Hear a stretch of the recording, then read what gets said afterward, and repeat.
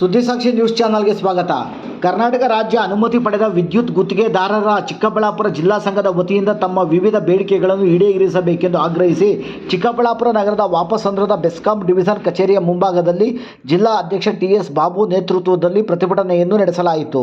ಬೆಳಗ್ಗೆ ಚಿಕ್ಕಬಳ್ಳಾಪುರ ನಗರದ ಶಿಡ್ಲಘಟ್ಟ ಸರ್ಕಲ್ನಲ್ಲಿ ಜಿಲ್ಲೆಯ ವಿವಿಧ ಭಾಗಗಳಿಂದ ಬಂದಿದ್ದ ವಿದ್ಯುತ್ ಗುತ್ತಿಗೆದಾರರು ಮಾನವ ಸರಪಳಿಯನ್ನು ನಿರ್ಮಿಸಿ ಬೆಸ್ಕಾಂ ಅಧಿಕಾರಿಗಳ ಸರ್ವಾಧಿಕಾರದ ಧೋರಣೆಯನ್ನು ಖಂಡಿಸಿ ಘೋಷಣೆಗಳನ್ನು ಕೂಗಿದರು. ನಂತರ ಪ್ರತಿಭಟನಾಕಾರರು ಮೆರವಣಿಗೆ ಮೂಲಕ ಬೆಸ್ಕಾಂ ಕಚೇರಿಯ ಆವರಣಕ್ಕೆ ತೆರಳಿ ಕಚೇರಿಯ ಮುಂಭಾಗದಲ್ಲಿ ಪ್ರತಿಭಟನೆಯನ್ನು ಪ್ರಾರಂಭಿಸಿದರು. ಪ್ರತಿಭಟನಾಕಾರರನ್ನು ಉದ್ದೇಶಿಸಿ ಸಂಘದ ಜಿಲ್ಲಾಧ್ಯಕ್ಷ ಟಿ.ಎಸ್. ಬಾಬು ಅವರು ಮಾತನಾಡುತ್ತಾ, ಜಿಲ್ಲೆಯ ರೈತರ ಅಕ್ರಮ ಸಕ್ರಮ ಯೋಜನೆಯಡಿ ಹಣ ಕಟ್ಟಿಸಿಕೊಂಡು ಇಲ್ಲಿಯವರೆಗೂ ರೈತರ ಕೊಳವೆ ಬಾವಿಗಳಿಗೆ ಟ್ರಾನ್ಸ್ಫಾರ್ಮರ್ ಅಳವಡಿಸದೆ ರೈತ ವಿರೋಧಿ ಧೋರಣೆಯನ್ನು ಅನುಸರಿಸುತ್ತಿರುವ ಬೆಸ್ಕಾಂ ಅಧಿಕಾರಿಗಳನ್ನು ತೀವ್ರವಾಗಿ ತರಾಟೆಗೆ ತೆಗೆದುಕೊಂಡ ಅವರು, ಬೆಸ್ಕಾಂ ಅಧಿಕಾರಿಗಳು ಗ್ರಾಹಕರನ್ನು, ರೈತರನ್ನು, ಗುತ್ತಿಗೆದಾರರನ್ನು ಪ್ರತಿನಿತ್ಯವೂ ಶೋಷಣೆ ಮಾಡುತ್ತಿರುವುದನ್ನು ಕೈಬಿಡಬೇಕು. ಕನಿಷ್ಠ ದಾಖಲಾತಿಗಳನ್ನು ಪಡೆದುಕೊಂಡು ಗ್ರಾಹಕರಿಗೆ ವಿದ್ಯುತ್ ಸಂಪರ್ಕವನ್ನು ಕಲ್ಪಿಸಬೇಕೆಂದು ಸರ್ಕಾರವೇ ಸೂಚಿಸಿದರೂ ಕೂಡ ಇಲ್ಲಿನ ಅಧಿಕಾರಿಗಳು ಗ್ರಾಹಕರನ್ನು ಇನ್ನಿಲ್ಲದಂತೆ ಕಾಡುತ್ತಿರುವುದನ್ನು ಅಧಿಕಾರಿಗಳ ವಿಳಂಬ ಧೋರಣೆ ಸಾಕ್ಷಿ ಎಂದರು. ಇಡೀ ರಾಜ್ಯದಲ್ಲಿ ಒಂದು ನಿಯಮ ಇದ್ದರೆ ಜಿಲ್ಲೆಯ ಬೆಸ್ಕಾಂ ಅಧಿಕಾರಿಗಳಿಗೆ ಬೇರೆ ನಿಯಮ ಇದ್ದಂತೆ ಅಧಿಕಾರಿಗಳು ವರ್ತಿಸುತ್ತಿದ್ದಾರೆ ಎಂದ ಅವರು, ಬೆಸ್ಕಾಂ ಅಧಿಕಾರಿಗಳ ಧೋರಣೆ ಇದೇ ರೀತಿ ಮುಂದುವರೆದರೆ ಮುಂದಿನ ದಿನಗಳಲ್ಲಿ ನಮ್ಮ ಹೋರಾಟ ಉಗ್ರ ರೂಪದಲ್ಲಿ ಇರುತ್ತದೆ ಎಂದು ಎಚ್ಚರಿಕೆ ನೀಡಿದರು.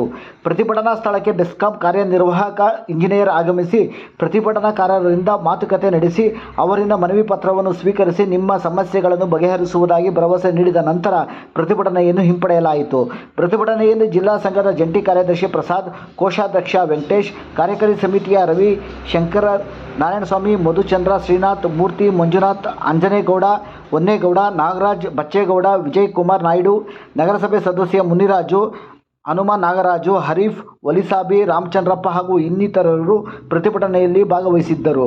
ವರದಿ ಜಯರಾಮ್, ಕ್ಯಾಮರಾಮ್ಯಾನ್ ವೀರನಾಗು ಜೊತೆ ಸುದ್ದಿಸಾಕ್ಷಿ ನ್ಯೂಸ್, ಚಿಕ್ಕಬಳ್ಳಾಪುರ. ನಾವು ರೈತರನ್ನೇ ಅವಲಂಬಿಸಿದ್ದೀವಿ ಸರ್. ಇಡೀ ಜಿಲ್ಲೆಯ ಗುತ್ತಿಗೆದಾರರು ರೈತಾಪಿ ವರ್ಗದವ್ರನ್ನ ಅವಲಂಬಿಸಿದ್ದೀವಿ. ಆ ರೈತರ ಕೆಲಸ ಮಾಡಿದ್ರೇ ನಮ್ಮ ಜೀವನ ಆಗೋದು. ಆ ರೈತರಿಗೆ ಇವತ್ತೇನಾಗಿದೆ ಅಂತಂದರೆ ನಮ್ಮ ಆಫೀಸ್ ಮೆಟ್ಲಕ್ಕೂ ಭಯ ಆಗಿಬಿಟ್ಟಿದೆ ಸರ್. ಅಷ್ಟೊಂದು ಕಾಸ್ಟ್ಲಿ ಮಾಡಿಬಿಟ್ಟಿದ್ದಾರೆ.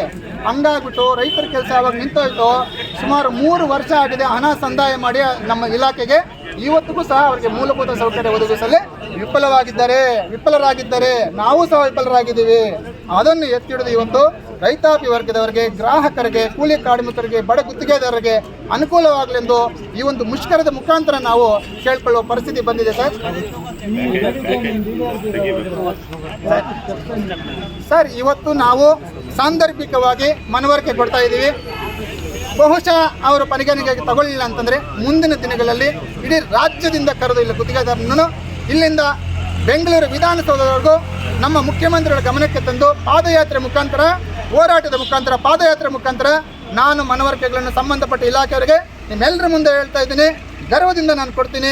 ನಮ್ಮ ರೈತರ ಪರ, ನಮ್ಮ ಜಿಲ್ಲೆಯ ಗುತ್ತಿಗೆದಾರರ ಪರ, ಬಡ ಕಾರ್ಮಿಕರ ಪರವಾಗಿ ನಾನು ಪಾದಯಾತ್ರೆ ಮಾಡಿ ನಮ್ಮ ಸಮಸ್ಯೆಗಳನ್ನು ಅಲ್ಲಿಯೇ ನಾನು ವಿಧಾನಸೌಧದಲ್ಲೇ ನಾನು ಚರ್ಚೆ ಮಾಡ್ತೀನಿ ಅಂತ ಹೇಳ್ತೀನಿ ಸರ್. ಬಾಬು